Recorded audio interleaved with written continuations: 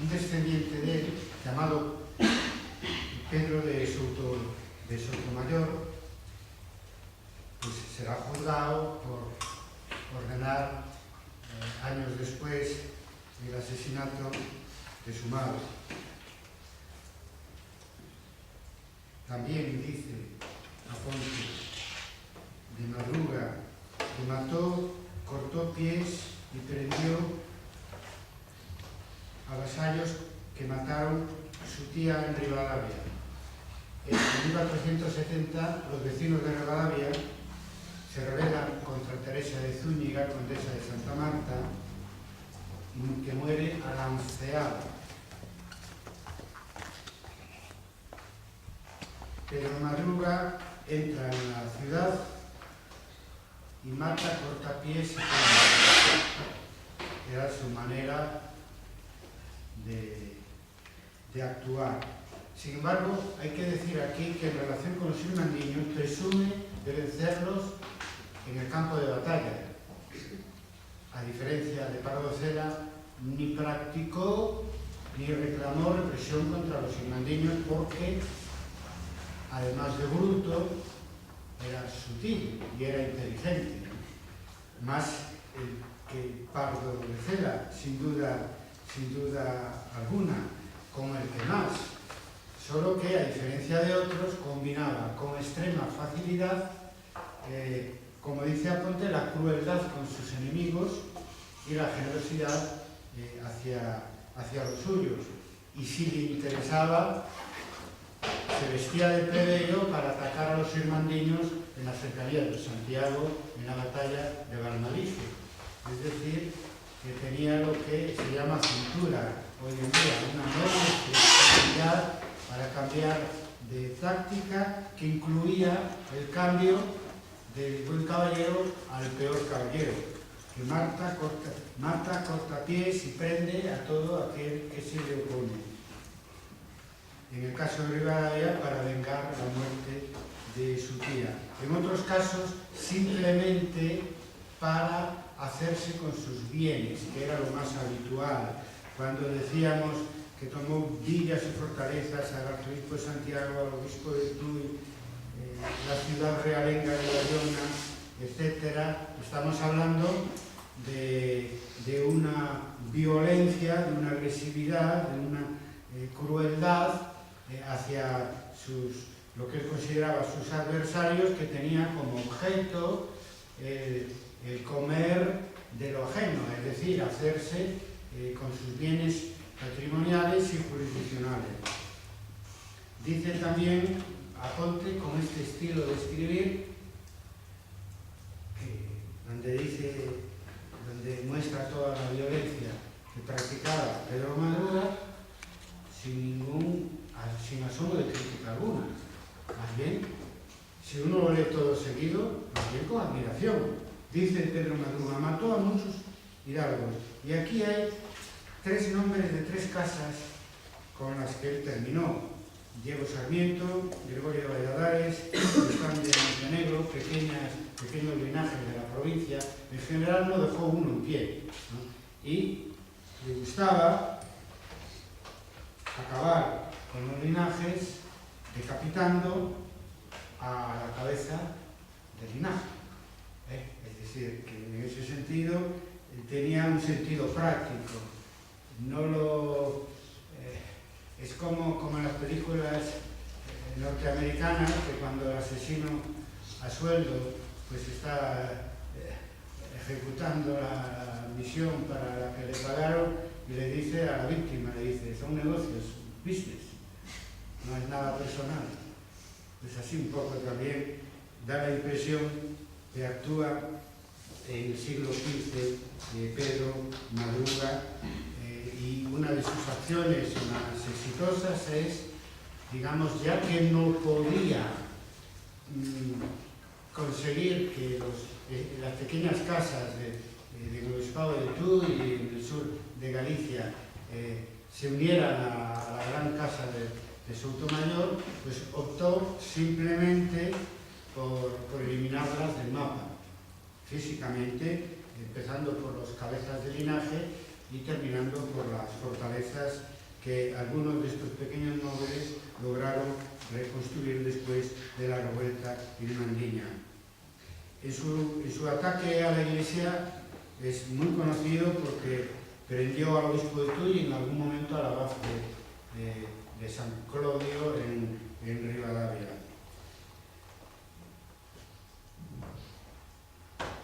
También se repite, ¿no? En varios, escribía un poco a Ponte, supongo que tenía algún tipo de notas sacadas de las informaciones orales que había recibido, de algún documento, etc., e iba acumulando los datos, a veces de una manera reiterativa, muy al estilo medieval.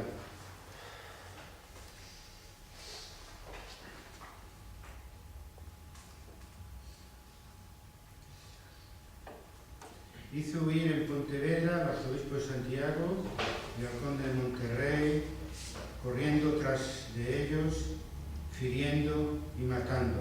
Eso fue en los años 70, en la guerra civil por la corona de Castilla, en la que Pedro Madruga encabezó el bando portugués y el arzobispo de Santiago encabezó el bando de los Reyes Católicos. Finalmente ganaron los Reyes Católicos. Y siempre hacía lo mismo, corría detrás de los que vencía, hiriendo y matando. Es decir, ¿qué quiere decir? El autor ve con mucha simpatía a Conde de Camina, a Pedro Madruga. Entonces, lo normal sería que no contase todas estas crueldades, todos estos excesos violentos, ¿no?, del propio conde, pero no, los expone con una nota distintiva e incluso de admiración que acaba que contrarresta completamente lo positivo que puede decir de él. Eso es un claro índice de hasta qué punto el código caballeresco se había perdido como referencia, ¿no? Formalmente se aludía a eso, pero por parte de los partidarios más consecuentes de esa clase dirigente en retirada, pero después en la práctica las cosas que cuentan de sus referentes, de sus ejemplos, de sus modelos, son todo lo contrario que decían los tratados de la caballería y más todavía, y todo lo contrario de lo que venía en las novelas de la caballería, que recordemos en esa baja Edad Media es cuando se difunden más y llegan a más gente.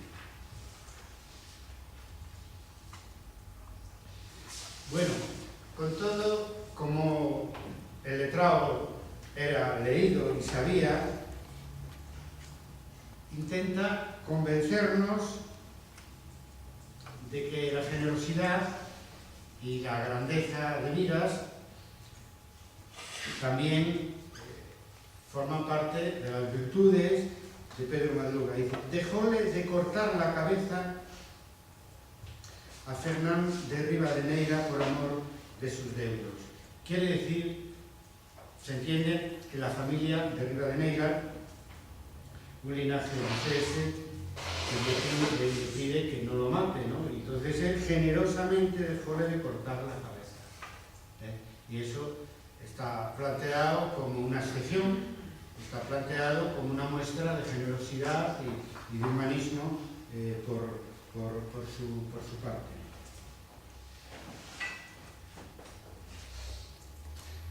Bueno, insisto que podíamos también hablar de la facilidad para hablar, para conversar de manera popular y utilizar dichos. Dice aquí que dijo a Diego de Andrade en el cerco de A Coruña, en esa guerra sucesoria, el que tiene buen caballo, sépalo bien cabalgar. Bueno, el caballo es muy importante porque es lo que define el oficio militar de la caballería, ¿no?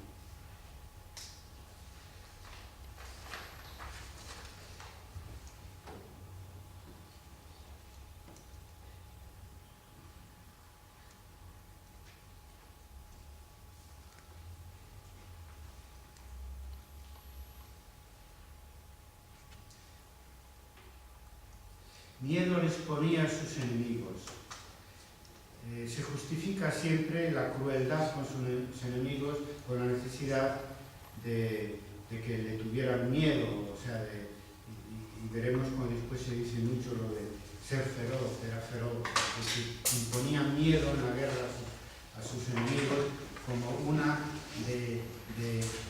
como una justificación de una frase que leímos al principio, que era muy sentido en cosas de guerra. Las guerras se ganan, estamos hablando de guerras feudales, con tropas reducidas en escena, y todo esto se gana pues haciendo temer tu poder en los enemigos, ¿no? También, después de mantener en una jaula al obispo de Tuy, preso durante un tiempo y llevarlo de un sitio para otro, le perdonó la vida. Es otra muestra de generosidad. Es decir, como si Pedro Madruga tuviera de alguna manera la prerrogativa de matar a todo el que fuese su enemigo. Entonces, cuando no era así, y a veces, pues como era sutil y tenía habilidad táctica, pues le convenía más perdonar la vida, como a Rivadeneira y al obispo de Tuy, y otras veces cortarle la cabeza. Claro, no es igual cortarle la cabeza a un obispo que a Gregorio de Valladares, que era un caballero al servicio del arzobispo de Santiago. Prendió al abad de San Clodio en Rivadavia y aprovechó que entró allí a reprimir el motín contra su tía Teresa de Zúñiga para degollar a Diego Sarmiento, que era el señor del castillo de Villasobroso, cuyo control ambicionaba Pedro Madruga. Lo de abad de San Clodio, además, se hizo de manera ultrajante, porque si conocéis Rivadavia, el monasterio de San Clodio, hoy parador nacional, o hotel, un hotel privado creo que es, y está a cierta distancia del pueblo de Rivadavia, y lo hizo venir montado en un mulo y con un collar de ajos al cuello, ¿no? Es decir, de manera infamante, porque lo de entrar en una ciudad subido en un burro, eso lo hizo Jesús en la Pascua, ¿no? Y es una entrada triunfal. Entonces, para ultrajarlo, lo hizo entrar en la ciudad, lo trajo consigo, y en vez de palmas, pues lo que tenía es una ristra de ajos, que se trata de un símbolo supersticioso y para nada triunfal, ¿no? Más bien ridículo.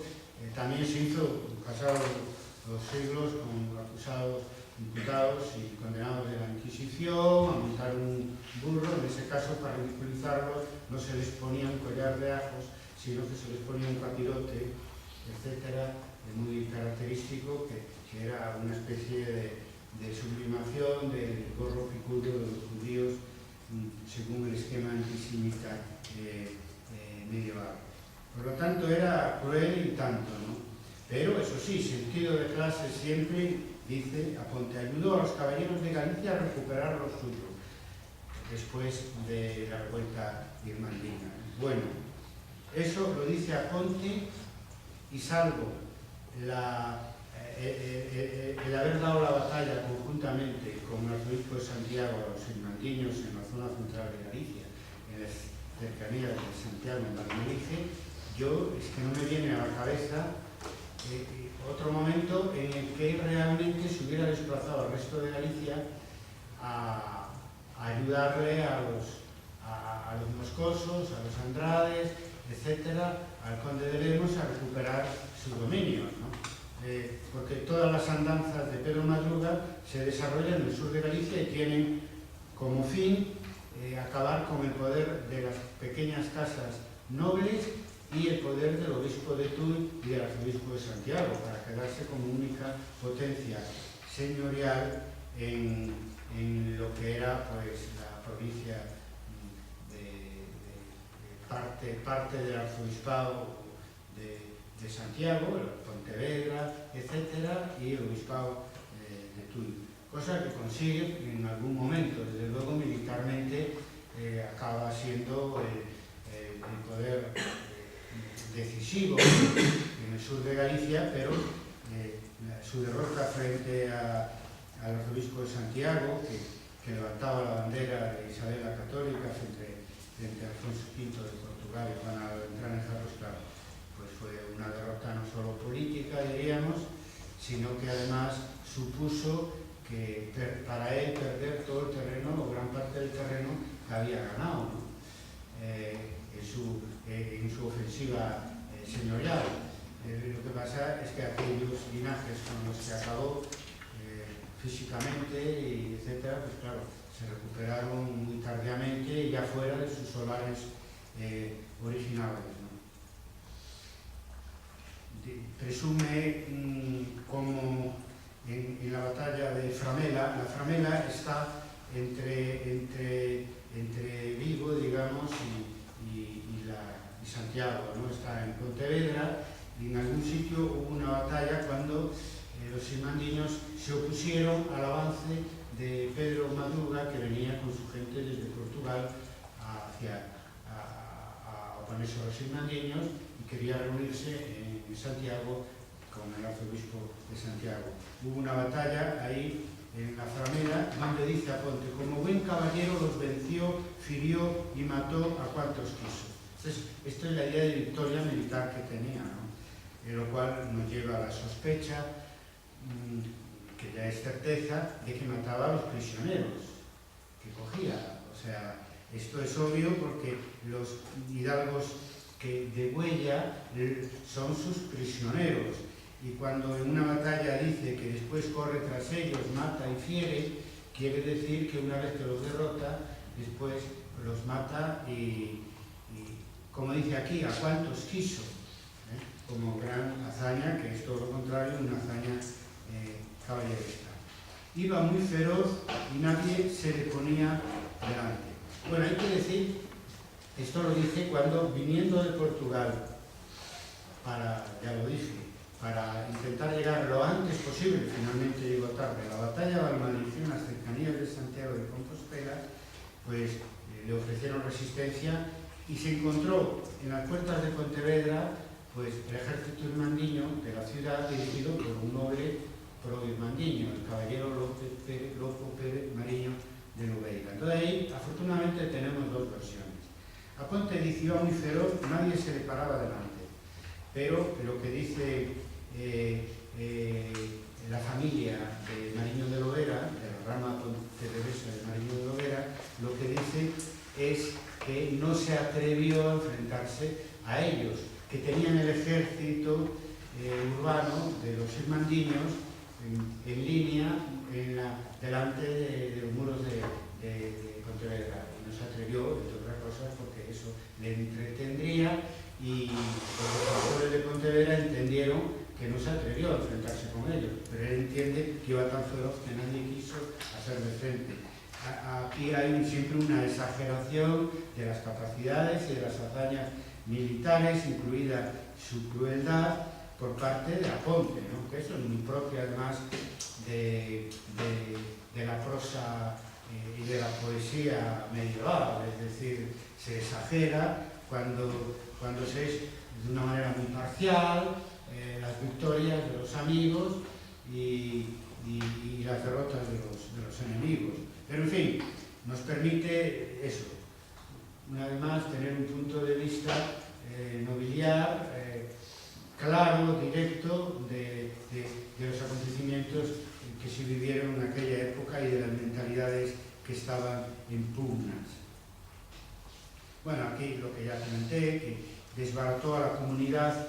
Como eso es posterior a las comunidades de Castilla, en 1520 y 1521, a veces en vez de hermandad se dice comunidad, emparentando o confundiendo la revuelta de la hermandad irmandiña con la revuelta comunera, que es mucho más reciente del momento, respecto del momento en que se redacta el recuento de las casas antiguas de Galicia. Otra vez mandó llamar a caballeros de Galicia y anduvo con ellos hasta apoderarle de sus tierras. No consta que él fuera el jefe general de la contraofensiva, que por otro lado estaba también el grupo de Santiago, contra los irmandiños, refiero, y por otro lado estaba también el conde de Lemos. Pero bueno, ahí es donde se ve hasta qué punto la admiración no tiene límites por parte de Aponte hacia Pedro Madruga. Yo creo que él pensaba que si todos los caballeros de Galicia hubieran sido como Pedro Madruga, no estaría él hablando de la caballería feudal como algo histórico, algo que pasó, algo que no existía en el momento que él escribía. Pero es todo lo contrario. Este tipo de comportamiento anticaballeresco es el que provoca la rebelión, no solo de los vasallos, sino de la propia Iglesia, de la propia monarquía, de manera que al final esa clase feudal desaparece de su lugar central, del lugar central que ocupaba en Galicia, simplemente por falta de apoyo social, político, eclesiástico, etc.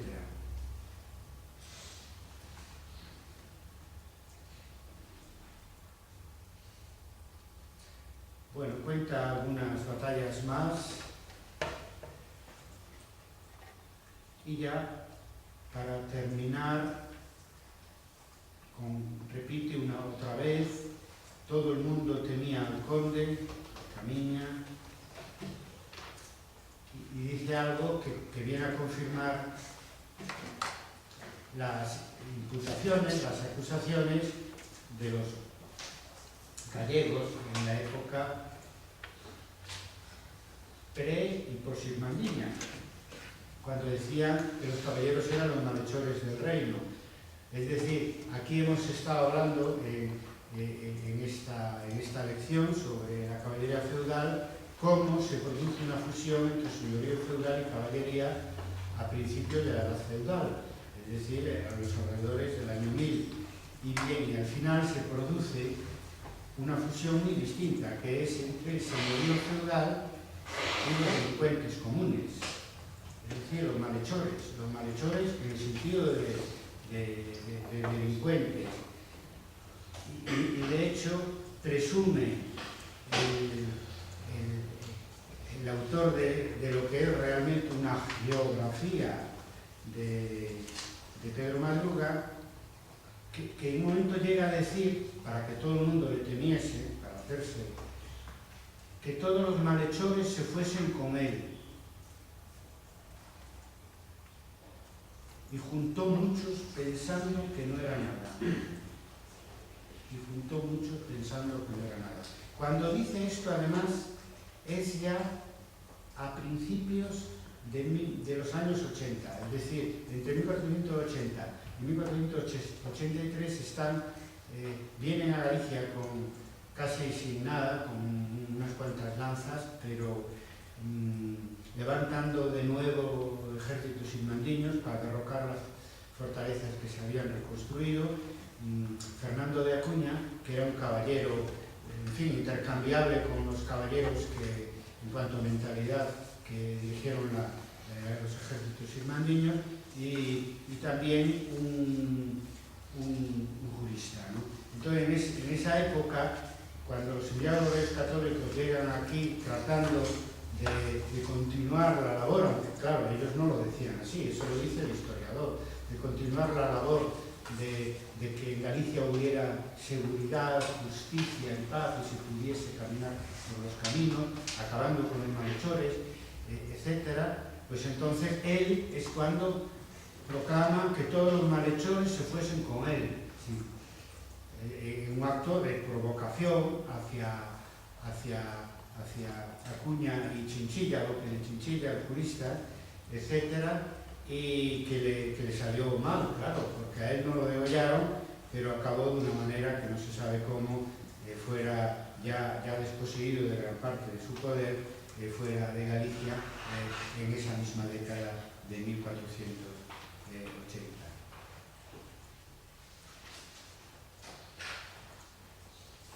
Esta es un poco la desgraciada historia de Pedro Madruga, ejemplo de caballero feudal, y de manera que el que tenía que ensalzarle pues nos deja, visto los argumentos, convencidos de lo que prometí que ilustraríamos aquí, de la degradación del modelo de caballeresco en el siglo XV, particularmente en la segunda mitad del siglo XV en Galicia, fenómeno que se da en todo el occidente medieval, pero si acaso aquí con mayor amplitud. Bien, ahora el anverso de la moneda. Yo dije que la Baja Edad Media es cuando más difusión tienen los libros de caballería de autoría medieval, ¿no? que se transmiten pues, en copias manuscritas y se leen en público, ¿no? Y al mismo tiempo es cuando la oligarquía nobiliar más degrada el modelo caballeresco. Pero, simultáneamente, la pequeña nobleza reanuda o mantiene o conserva esas virtudes caballerescas por convicción y también por necesidad. Es esa pequeña nobleza que en su mayor parte formó parte de la Santa Hermandad del Reino de Galicia y algunos pues, ocupando cargos militares, y en las ciudades incluso, como en uno de Orense, pues el cargo de alcalde mayor de la Santa Hermandad. Es decir, que paradójicamente, cuando la alta nobleza se cambia la alianza con la caballería por la alianza con los malhechores, pues es la pequeña nobleza la que se alía con las otras casas populares para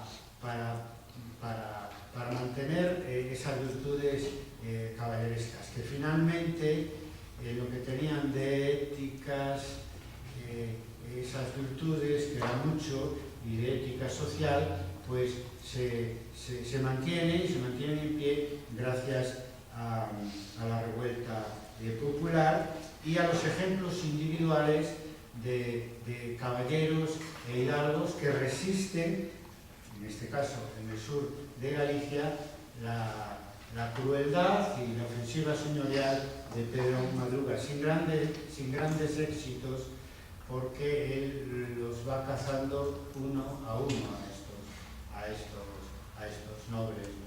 y sus familias, una vez que estos ya no tenían pues, el instrumento de la Santa Hermandad para poder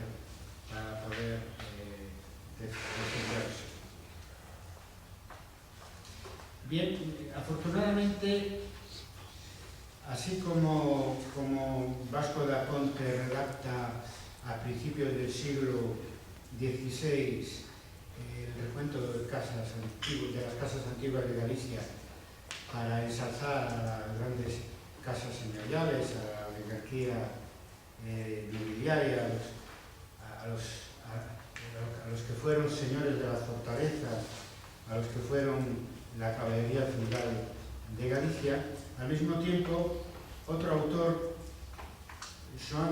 Juan de Ocampo, hacia finales del siglo XVI, en 1587, redacta la historia de uno de esos pequeños linajes exterminados, casi arrasados, diría yo, por Pedro Madruga, que son los Pazos de Provén. La obra cita se llama La descendencia de los Pazos de Provén. Se trata de un linaje originario de Pazos de Provén, actualmente un concello cerca de un municipio, un ayuntamiento, un concello, decimos en Galicia, cerca de Redondela, ¿no? Pertenecía también al obispado de Tui. Esta descendencia de los Pazos de Provén tiene mucho interés porque reproduce partes de la crónica perdida de Juan Rodríguez de Padrón. Juan Rodríguez de Padrón es un poeta conocido del siglo XV, no solo en Galicia, sino en general en la península ibérica, que no solo escribe una crónica de los acontecimientos en el siglo XV en Galicia, sino que además fue testigo de parte de estos hechos que relata.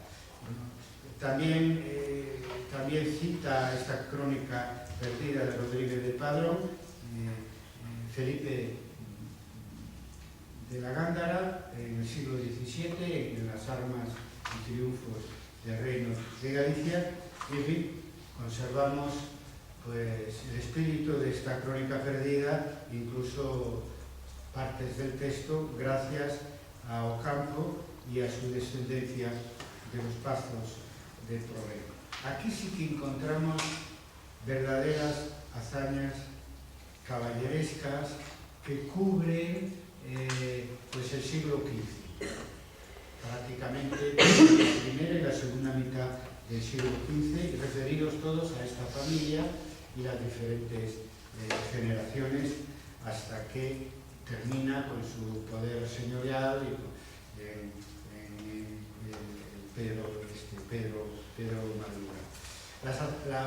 Las hazañas forman parte del modelo caballeresco y son como la prueba de los valores que caracterizan el ideal caballeresco. Es decir, bueno, pues si alguien tenía la idea de que se trata solo de literatura, pues en la historia de los Pazos de Provén, una vez más se demuestra que la literatura caballeresca copia de la vida y la vida copia de la literatura. Hay una interacción ahí muy evidente y el punto de encuentro de la literatura y la vida real son las hazañas. Las hazañas son hechos heroicos que están bastante codificados y que se repiten de una a otra crónica caballeresca, de una a otra obra literaria caballeresca, y es donde se demuestra la puesta en escena de los valores. Son hechos heroicos, concretos, y si se parecen tantos unos a otros es porque, bueno, las circunstancias y características de la vida feudal y de la guerra feudal producen situaciones muy parecidas, pero es que además resulta muy evidente que los caballeros en su comportamiento no solamente tratan de cumplir con el ideal caballeresco, de presumir de virtudes caballerescas, sino también de demostrarlo con hazañas concretas que conocen de oídas o de leídas. Por eso las hazañas se pueden tipificar, porque aparecen repetidamente en diferentes lugares y en diferentes momentos. Estoy hablando de finales de la Edad Media. Yo voy a referirme a tres tipos de hazaña que se repiten, que aparecen muy bien escritas y muy bien relatadas. Ahí se ve la mano de Rodríguez de Padrón, se ve la mano del poeta, y que además las encontramos en otro tipo de fuentes donde podemos obtener datos para este tema de la historia social de las mentalidades, que son el comportamiento de los caballeros. Uno es la hazaña del Alférez, la otra es la defensa de la fortaleza y la otra es la hazaña del infante vengador.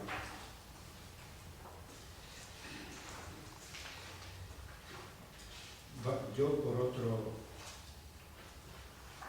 tema, preparando la conferencia que leí no hace mucho sobre el asalto de los ismandiños al castillo de Rochaforte, me encontré que su alcalde, Álvaro Sánchez de Ávila, en la batalla de Altamira, 1471, protagonizó también la hazaña del alférez. El alférez es el caballero que lleva la bandera y va al frente del séquito militar, ¿no?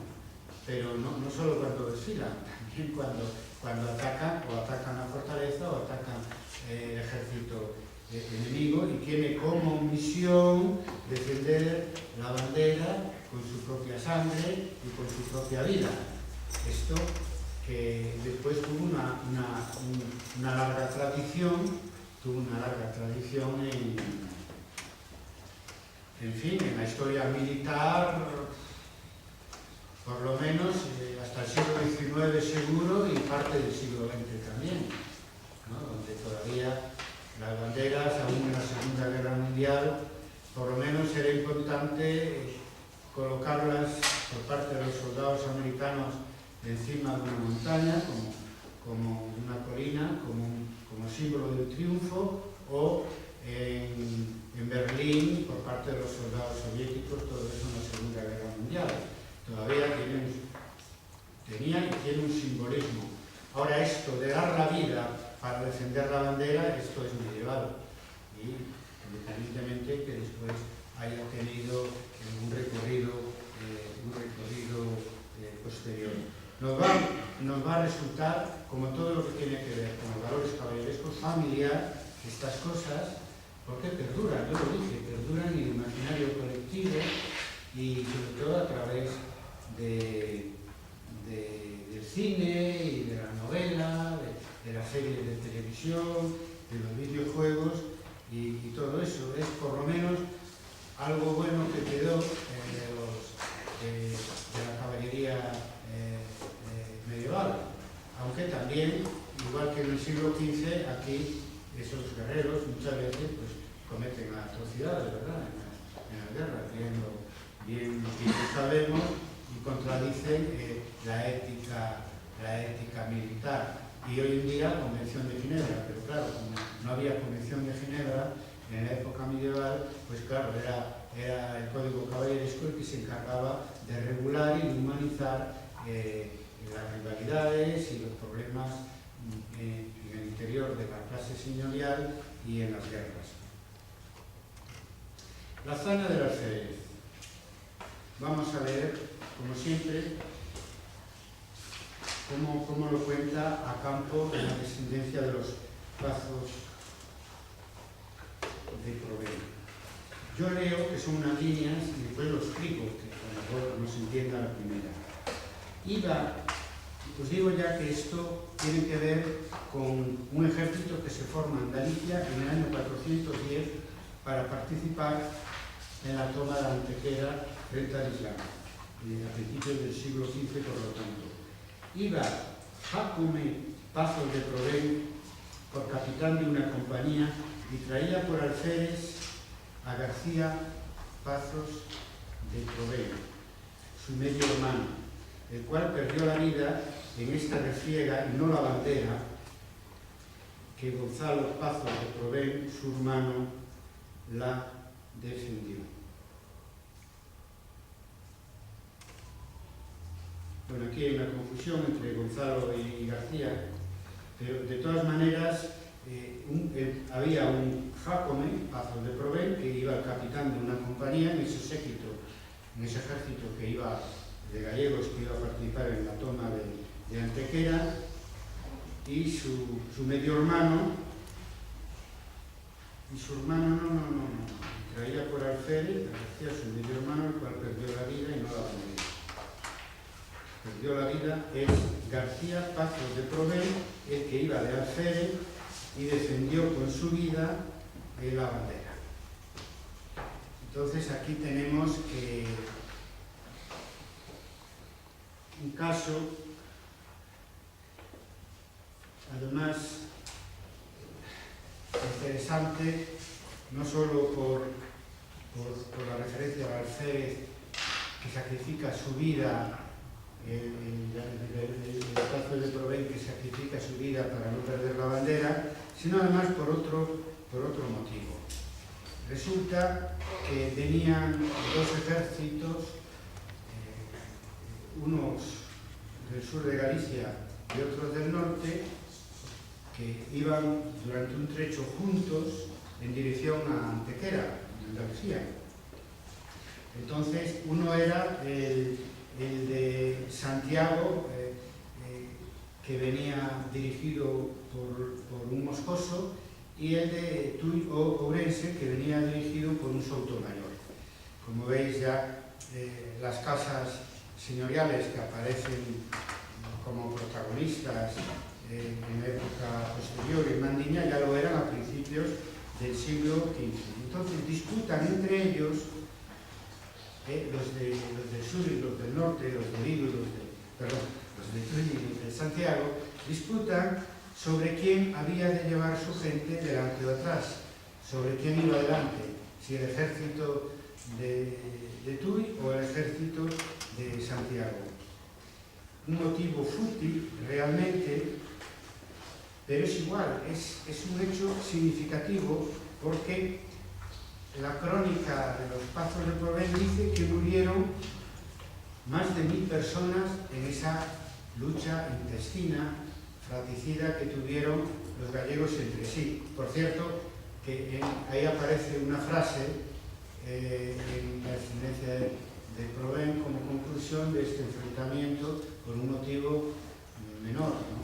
Dicen que somos gallegos y no nos entendemos, lo cual, pues eso, por lo menos se puede decir que estaba, su proverbio, que estaba vivo en el siglo XVI y probablemente en el siglo anterior, que es cuando tienen lugar estos hechos. Pero un quítame acá esas pajas, pues se pelean. Pero ¿por qué? No mueren tanto, seguro, porque en general las cifras de muertos en las fuentes narrativas medievales hay que relativizarlas mucho. Cuando se quiere decir que algo muy importante, se exagera el número. Y a mí me parece más que excesivo, 1000 hombres que pudieron morir en esa pelea interna entre gallegos de Tui y gallegos de Santiago de Compostela. Pero sí se demuestra doblemente que es importante el código caballeresco para esta gente, lo que muere por ellos. Es decir, uno por no dejar la bandera, y después todos ellos peleando entre sí por ver quién iba delante o detrás, o sea, por un problema de jerarquía, por un problema simbólico, ¿no? Hoy eso nos parece ridículo ya en la época contemporánea, pero es que los aspectos de la jerarquía y en este caso del honor eran muy importantes, porque alguien entendía hay que ir detrás de los de Tui, detrás de los de Santiago, los de Santiago detrás de los de Tui, pues era un deshonor, ¿no? Y siempre hablamos de que el valor, la virtud del valor en el modelo caballeresco viene junta con la virtud del honor. Y entonces, por el honor de quien iba adelante, pues se matan entre sí. ¿Y cómo termina esto? Pues bueno, pues simplemente el Pazos de Provence, de Provence, que sobrevive, entierra a su hermano con el hijo de un caballero contrario. O sea, y dice la crónica que en reconocimiento de que ambos murieron valerosamente, etcétera, en esta trifulca, ¿no? Es decir, cómo los valores caballerescos están por todos los lados, ¿no? Y al final, incluso en el momento de morir, ya no importa el motivo por el que pelearon y murieron, sino el hecho de que murieron valerosamente, uno defendiendo la bandera y el otro pues oponiéndose, defendiendo el honor del otro bando, que era el bando de Santiago, porque obviamente los Pazos de Provence, Jacome dirigía una compañía del ejército del sur, ¿no? Del sur contra el norte. Álvaro Sánchez de Ávila en la batalla de Altamira no muere, pero se aferra tanto a la bandera que resiste todos los mandobles y no cede en ningún momento a la bandera y resulta muy mal herido por haberse mantenido, simplemente porque alguien del otro lado dijo, bueno, dejadlo ya tranquilo y consiguiendo, por lo tanto, Sánchez de Ávila, que primero es un enemigo de los ismandiños, después se cambia de bando y acaba siendo un capitán ismandiño y abrazando estos valores todos. La hazaña de la fortaleza. Eso tiene lugar en 1476, es decir, 66 años después de la hazaña de la bandera, de que se peleara por ver quién iba adelante y quién iba detrás. Se trata del asalto a la fortaleza de Tenorio por parte de Pedro Madruga, siempre Pedro Madruga, del otro lado. La fortaleza de Tenorio está en el concello de Cotobade, en la provincia de Pontevedra. De eso hablaremos, por lo tanto, dentro de un momento.